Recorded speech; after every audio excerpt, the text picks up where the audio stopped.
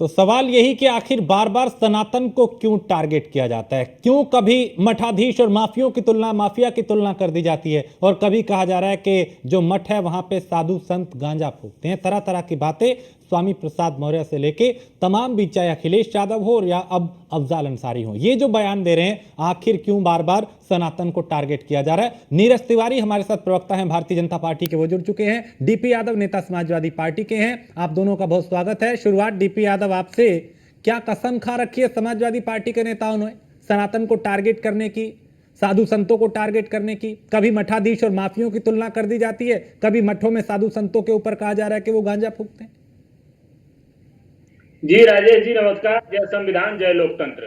देखिए राजेश जी, समाजवादी पार्टी ने इस बात का कसम खाया हुआ है कि इस देश में जागरूकता ला करके रहेंगे। जो शोषित दलित पीड़ित वंचित के साथ अन्याय हो रहा है भारतीय जनता पार्टी की सरकार में, उसको समाप्त करने की कसम हमने खाई है। भारतीय जनता पार्टी जो लोगों को गुमराह कर रही है उसको समाप्त करने की हमने कसम खाई है। देखिए राजेश जी, कहीं ना कहीं इस प्रकार की बात को तोड़ मरोड़ करके पेश करके भारतीय जनता पार्टी के लोग अपना राजनीतिक एजेंडा सिद्ध करने की जो कोशिश कर रहे हैं उसको हम समाप्त करके रहेंगे, इसकी हमने कसम खाई हुई है। देखिए 2024 के लोकसभा चुनाव में भारत की जनता ने, विशेष करके उत्तर प्रदेश की जनता ने ये बता दिया है कि अब भाजपा का एजेंडा इस देश और प्रदेश में नहीं चलने वाला है। धर्म के नाम पर अब भारतीय जनता पार्टी लोगों को गुमराह नहीं कर सकती है। जितना गुमराह करना था नहीं, उन्होंने तो छोड़ दिया डीपी यादव, अभी वो बातें करना छोड़ दी। अभी तो इधर अखिलेश यादव और इधर समाजवादी पार्टी के जो नेता हैं उनको नई नई चीजें लग रही हैं, सनातन को लेके, धर्म को लेके, साधु संतों को लेके, मठाधीशों को लेके। अब उधर से नहीं इधर से ऐसी आवाजें आ रही हैं और बार बार ऐसा कि टारगेट कर रहे हैं आप लोग, ऐसे जैसे कोई हिडन एजेंडा चला रहे हैं। एजेंडा हमारा यही है कि ये धर्म के नाम पर जो लोगों को कहीं ना कहीं गुमराह करने का काम कर रहे हैं उसको हम लोग इनको एक्सपोज करने का काम करेंगे। अब देश जागरूक हो चुका है, प्रदेश अब जागरूक हो चुका है। भारतीय जनता पार्टी का एजेंडा इस देश। चलिए पहले जवाब आपको नीरज तिवारी कुछ दे रहे हैं, फिर मैं और सवाल आपसे लूंगा। नीरज जी, ये जो बता रहे हैं, मेरा स्पष्ट मानना है कि इन लोग सनातन संस्कृति को जानने में जन्मों लग जाएगा अखिलेश जी को और उनके जो पिताश्री थे। आपको याद होगा कि अगर ये जहां बात करते हैं सारे समाजवादी गुंडे, मवाली, स्मगलर और अभी नोट जो नकली नोट वाले हैं सब, और ये कह रहे हैं कि हम धर्म के नाम पर, धर्म को समझने की कोशिश कीजिए, अपने आका को बोलिए कि उन्होंने निहत्थों पर गोलियां चलवाया था मुलायम सिंह यादव जी ने, उसमें सारे लोग थे, उन लोगों के पास कुछ नहीं था। और आप धर्म का ज्ञान दे रहे हैं देश को और उत्तर प्रदेश को। शर्म आनी चाहिए यादव जी आपको कि आप लोगों ने जितना अत्याचार, भ्रष्टाचार, दुराचार, व्यवचार किया है उतना किसी पार्टी ने नहीं किया है। और आप अभी, आपके नेता पकड़े गए हैं नकली नोट में, राष्ट्र विरोधी काम करते हुए, बच्चियों के बलात्कार करते हुए पकड़े गए हैं, और आप इस तरह की बात करते हैं। और रही बात जो आप बोल रहे हैं कि उत्तर प्रदेश में भाजपा की सीट कम हो गई है, तो मैं आपको बता दूं कि उत्तर प्रदेश में आप वोट परसेंटेज देखिए और थोड़ा पढ़िए आप भी, और अपने आका अखिलेश जी को भी बोलिए कि वो पढ़े और तब बोले। एक तरफ बोलते हैं मठाधीश, हाँ, और दूसरी तरफ बोलते हैं माफिया। माफिया राज आप लोगों ने लाया है उत्तर प्रदेश में, माफियाओं को संरक्षण आप लोगों ने दिया है, AK-47 से लोगों की हत्या आप लोगों ने कराया है, और आप आज धर्म और न्याय और लॉ ऑर्डर पर बात करते हैं। शर्म आनी चाहिए आप लोगों को। राजेश जी, देखिए व्यभिचारियों, बलात्कारियों और दुराचारियों की पार्टी अगर कहीं ना कहीं संस्कार और सनातन पर लेक्चर देती है तो ये बहुत बड़ा हास्यास्पद होता है। ADR की रिपोर्ट ये कहती है कि डीपी यादव एक सीधा सा मेरा सवाल ये है, सुनिए, क्या ADR की रिपोर्ट कहती है बताइए जरा, आप स्पष्ट कीजिए। मैं आपको बताता हूँ कि ADR की रिपोर्ट क्या है, आप जरा स्पष्ट कीजिए। आप बैठ जाते हैं, मैं तो आग्रह करता हूं कि ऐसे लोगों को बैठाना नहीं चाहिए जिनको कोई ज्ञान नहीं है और तरह तरह की बात सनातन संस्कृति के बारे में करते हैं जो हजारों वर्ष पुराना संस्कृति है, जिसको विश्व के सारे संस्थाओं ने, विश्व के सारे लोगों ने माना है कि इससे कोई भी संस्कृति नहीं हो सकती जहां त्याग, तपस्या और जहां लोगों को ज्ञान दिया जाता है, और आप उस पर उंगली उठाते हैं। अपराधी भारतीय जनता पार्टी में ADR की रिपोर्ट पढ़ा है आपने? पढ़ लिख करके आया करिए, तब चैनल पर बैठा करिए। क्या आप बताइए ना, वही तो पूछ रहा हूँ, क्या रिपोर्ट है लेकर के बैठा करिए, बताइए ना। ये ADR का रिपोर्ट और ये जो नकली ज्ञान है, आप और आपके जो भी नेता हैं अखिलेश जी, उनको बोलिए कि कोई भी चीज समाज में समरसता से होती है, वैमनस्य फैलाने से नहीं होती है। ये देश गुमराह नहीं आप होगा। अच्छा आप एक चीज बताइए, अभी कुशीनगर में कौन पकड़ा गया है? नकली नोटों का फैक्ट्री लेके किसके नेता पकड़े गए हैं? क्या हमारे पार्टी के पकड़े गए हैं? अयोध्या में बच्चियों के बलात्कार में कौन नेता पकड़े गए हैं? आप बताइए ना जरा हमको। आपके पार्टी में जितने गुंडे मवाली दुराचारी लोग हैं सबको भर लिए हैं और आप लोग ज्ञान देते हैं।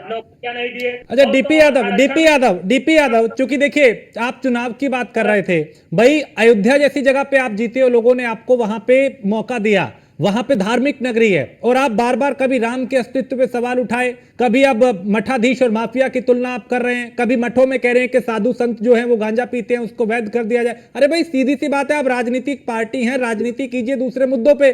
सनातन हिंदुत्व, हिंदू धर्म, इसी के आसपास क्यों आप लोग घूम रहे हैं? देखिए सनातन को समझने में हजारों वर्ष लग जाएगा इनको और इनके नेताओं को।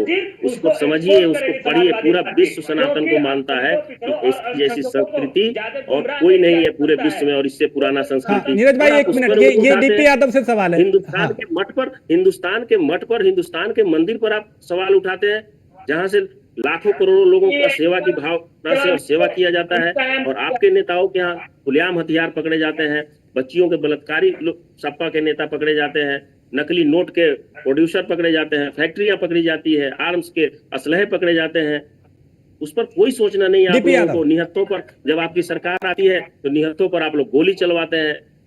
डीपी यादव चूंकि कई गैर कानूनी गतिविधियों में सपा के लोग जुड़े हुए उससे पकड़े गए हैं, और ये गांजा चूंकि गैर कानूनी है, यहाँ पे इसे बेचना रखना, इसे ये जो कह रहे हैं अफजाल अंसारी के भैया इसको वैध कर दीजिए, इसके पीछे भी कोई कुछ हिडन एजेंडा है क्या? कोई कुछ छुपी हुई चीज है क्या? गांजा ठीक है अवैध है, लेकिन AK-47 रखना, पाकिस्तान मेडेड पिस्टल रखना, बारूद रखना और ग्रेनेड रखना, ये कानूनन है क्या? उनके घर से पकड़ा गया है, उनके रिलेटिव के यहाँ से पकड़ा गया है, ये कानूनन है। मैं पूछना चाहता हूँ अफजाल जी से, कि अफजाल जी पिस्टल और AK-47 रखना और चाइनीज ग्रेनेड रखना उचित है? आप जवाब दीजिए ना। जवाब नहीं है शायद, या तर्क नहीं है, या काउंटर नहीं कर पा रहे। सवाल आपने मुझसे पूछा, जवाब ये दे रहे हैं। हाँ प्लीज आपने सुन लिया, आप बोले। हाँ मैं ये कह रहा हूँ कि जैसे इन्होंने दलित पिछड़े अल्पसंख्यकों को कहीं ना कहीं धर्म के नाम पर जो गुमराह किया था, अब जागरूक हो चुके हैं ये लोग, अब इनके जाल में नहीं फंसने वाले हैं। अब लोग नौकरी चाहते हैं, परिवर्तन आप कराते हैं लालच देके। धर्म परिवर्तन, हम लोगों तो दलित पिछड़े सबको सम्मान करते हैं, सबका साथ सबका विकास। एक ही नारा है देश के यशस्वी प्रधानमंत्री का कि भारत 2047 में विकसित राष्ट्र बने, उसके लिए सबको लेके चलना है। धर्म परिवर्तन तो आप लोग करवाते हैं, धर्म के नाम पर तो गुमराह है आप लोग करते हैं। मठ और मठाधीश की बात तो आपके नेता करते हैं। ज्यादा दिन आप नहीं चलने वाली है। 2024 में सबक मिला ना, अब 2027 में समाप्त हो जाएगा। क्या सबक मिला? 2024 में सरकार आई है और 2029 में भी सरकार आएगी। सबक कुछ नहीं मिला है। सबक आप लोगों को समझना चाहिए, अपने भाषा पर कंट्रोल करना चाहिए और अपने नेताओं को अविलंब निकालना चाहिए, जो नकली नोट का फैक्ट्री चला रहे हैं, जो बच्चियों को बलात्कार कर रहे हैं, जिनके यहाँ AK-47 पकड़ी जा रही है, जिनके यहाँ पिस्टल पकड़ी जा रही है। बिल्कुल कर दिया। कानून व्यवस्था है नहीं उत्तर प्रदेश में। फर्रुखाबाद में 2 दलित बेटियों की हत्या हो जाती है। नहीं सही बोल रहे। कानून आप हाथ में लेके चलिए और आपको माला पहनाया जाए। वाह वाह। कानून आप हाथ में लेके चलिए, लोगों को गोली मारिए, बम मारिए और आपको माला पहना के और आपको असेंबली में बैठाया जाए। यही कानून चाहते हैं क्या आप? यही कानून चाहते हैं आप? आज जैसे इससे अच्छा कानून का राज, इससे अच्छा कानून का राज उत्तर प्रदेश में कभी नहीं हुआ था।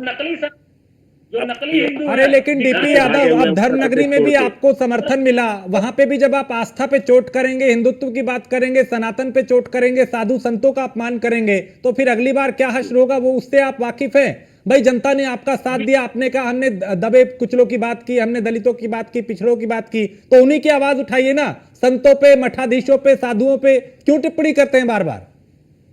देखिए, जो लोग नकली हैं, जो लोग धर्म का धंधा करते हैं, जो लोग धर्म के नाम पर लोगों को गुमराह करते हैं, हम उनको बार बार टारगेट करेंगे। आपके टीवी चैनल के माध्यम से चैलेंज करता हूं मैं, जो असली संत है। नहीं तो असली नकली कौन है, ये कौन तय करेगा? सुनिए, आप सर्टिफिकेट दीजिएगा असली नकली का। जो लोग संतों पर गोली चलवाया हो, जो लोग संतों के मंदिरों को तोड़वाया हो, वो लोग ज्ञान देंगे और सर्टिफिकेट देंगे। आपकी सर्टिफिकेट की हिंदुस्तान के संतों की जरूरत नहीं है।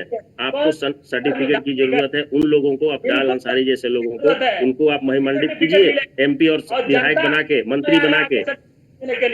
आपको दान के सर्टिफिकेट ऐसे संतों ही को मिलेगा। आपके सर्टिफिकेट की 24 का जरूरत नहीं है। सर्टिफिकेट जो समाप्त तपस्वी करके है, जो त्यागी है, जो 2027 सेवक है। सर्टिफिकेट मिलेगा, को भी संभाल के रखेगी भारतीय जनता पार्टी। कोई नाम नहीं लेगा भारतीय जनता पार्टी का आने वाले दिनों में, समाप्त हो जाएगी नाम भारतीय जनता पार्टी।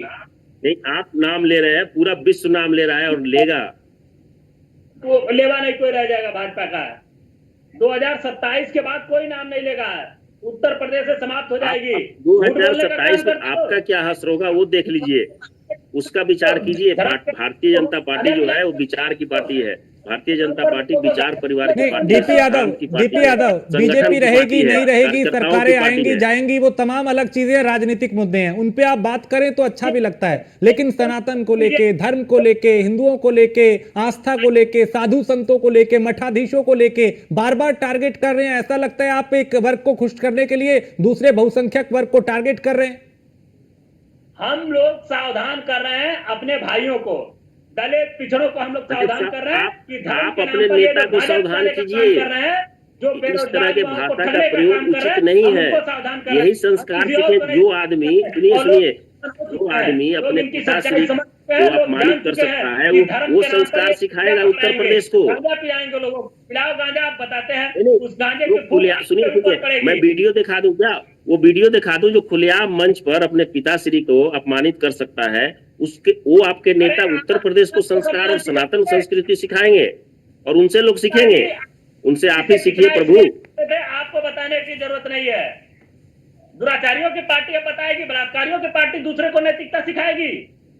एडीआर की रिपोर्ट पढ़ो क्या कहती है, सबसे ज्यादा बलात्कारी, दुराचारी और भ्रष्टाचारी भारतीय जनता पार्टी के सांसद विधायक हैं। एडीआर का रिपोर्ट पढ़िएगा तो उठ के भाग जाइएगा जब मैं बताने लगूंगा तो, समझे कि नहीं? क्राइम रिपोर्ट पढ़िएगा सपा के समय का तो आप भाग जाइएगा, अपमानित महसूस कीजिएगा।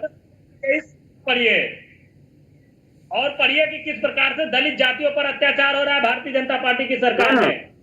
जितना सुरक्षित, आज सुनिए, समाज का हर वर्ग है, आप लोग एक ही चीज जानते हैं, लोगों को भरमाना, जात पात में बांटना और प्रदेश का किसी भी तरह से विनाश हो, विकास नहीं हो, यही आप लोगों की रणनीति है। और सनातन संस्कृति को कैसे मिट्टी में मिला दिया जाए, ये आप लोगों की रणनीति है। और कहां से आप लोगों को फंड आ रहा है, सुनिए सुनिए, कहां से आप लोगों को फंड आ रहा है और कहां से आप लोगों को मिल रहा है सब बोलने के लिए, ये आपका सब थोड़ी है। ये सब मालूम है उत्तर प्रदेश की जनता को कि कहां से आप लोगों को शब्द और पैसे और कहां से आप लोगों को एजेंडा आ रहा है कि क्या करना है। 2 साल की और बात है, 2 साल और अत्याचार कर लीजिए उत्तर प्रदेश में, आपका बोरिया बिस्तर गोल हो जाएगा। अत्याचार तो आप लोगों ने किया है, खुलेआम साधु संतों पर और निहत्तों पर हजारों लोगों को गोलियां चलवा के जमुना जी में आपने फेंकवाया है। अत्याचार याद नीरज, सवाल ये कि बार बार ये जो समाजवादी पार्टी ये जो टारगेट कर रही है सनातन को, साधु संतों को, नीरज तिवारी सवाल लीजिए, सवाल ये कि क्या इसके पीछे आपको लगता है कोई सोची समझी रणनीति है समाजवादी पार्टी की, या फिर एक वर्ग को खुश करने के लिए ये सब किया जा रहा है? बार बार जो इस तरह की बयानबाजी, कभी अखिलेश यादव, कभी मौर्य, अभी अफजाल। देखिए, बिल्कुल एक सोची समझी रणनीति के तहत सनातन को बदनाम करने का और भारतीय जनता पार्टी को बदनाम करने का, देश के यशस्वी प्रधानमंत्री जो विकसित राष्ट्र की ओर राष्ट्र को ले जाना, उनको बदनाम करने की ये साजिश है। और इस साजिश में सिर्फ यही लोग नहीं है, इन लोगों के पीछे बहुत सारे आका लगे हुए हैं। सबका पर्दाफाश एक दिन हो जाएगा, क्योंकि जनता हर चीज जानती है कि कौन काम करने वाला है और कौन लड़ाने वाला है और किस तरह का व्यवहार करने वाला समाजवादी पार्टी के गुंडों की जो पार्टी है, जो खुली, आप देखिए ना, पूरा विश्व देख रहा है कि राष्ट्र विरोधी नकली नोटों के सौदागर समाजवादी पार्टी के लोग, बलात्कारियों की पार्टी समाजवादी पार्टी, अत्याचारियों की पार्टी समाजवादी पार्टी, और वो सनातन की बात करते हैं। सनातन के लिए अभी 2 पीढ़ी जानना पड़ेगा समाजवादी पार्टी को कि सनातन संस्कृति क्या है। ठीक है, चलिए, बहुत शुक्रिया नीरज तिवारी, आपका भी, डीपी यादव आपका भी। लेकिन सवाल सबसे बड़ा यही है कि आखिर बार बार जो कभी सनातन को, कभी मठाधीश और माफिया की तुलना, कभी साधु संतों को टारगेट समाजवादी पार्टी के नेताओं से जो किया जा रहा है, क्या ये कोई हिडन एजेंडा समाजवादी पार्टी चला रही है? क्या एक वर्ग को खुश करने के लिए बहुसंख्यक वर्ग को टारगेट किया जा रहा है? इसके मायने चूंकि राजनीतिक लिहाज से भी महत्वपूर्ण है, लेकिन राजनीतिक पार्टियों को धर्म और साधु संतों पर टिप्पणी करने से बचना चाहिए।